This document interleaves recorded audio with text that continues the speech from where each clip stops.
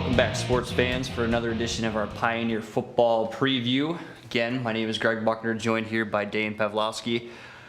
Heading into the last week of the regular season for prep football, got a lot of teams have already wrapped up a playoff spot, but we've got two main games this week where we've got teams looking to get that sixth win to get their playoff ticket punched.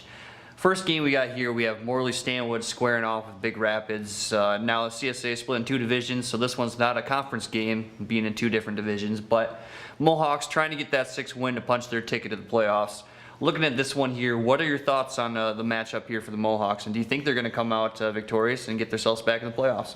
I do. I think they're going to win this one. Big Rapids, we've talked about it. They've been struggling all season.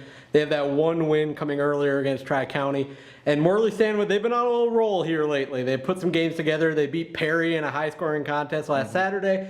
I think the Mohawks, even though it's not a conference game anymore, they still have that history. And, Big Rapids and Morley have been playing for a while against each other. So I think that rivalry still kind of stands up. And I could see now even a little added incentive for the Mohawks saying, hey, we're CSA silver. We're going to come cross over to gold. We're going to beat this gold team. And, it's a great opportunity to do it. And like you said, that added incentive of getting that sixth win to get into the playoffs. Morley Stanwood, their team athlete-wise, I think they have a little more firepower than Big Rapids. And I think with all that added motivation, I think they get the win.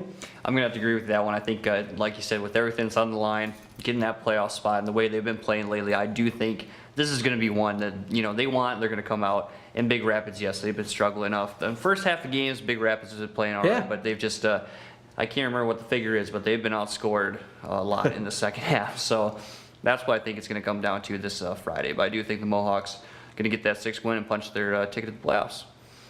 Also moving on this week, we have Pine River is going to be looking to get their sixth victory. Heading into the end here against McBain. Tough test for them. Just what do the Bucks have to do to get that win? The Bucks got to do what they've been doing all year, and that's getting the ball into the hands of their playmakers. We've seen Brandon Folks keeps setting a new record for touchdowns scored. He's dangerous. We've had weeks where they'll call in and say, okay, he had 2 kick return touchdowns, 2 rushing touchdowns.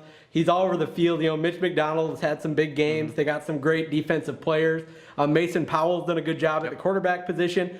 Pine River, finding ways for those athletes to get involved, find some space in the open field.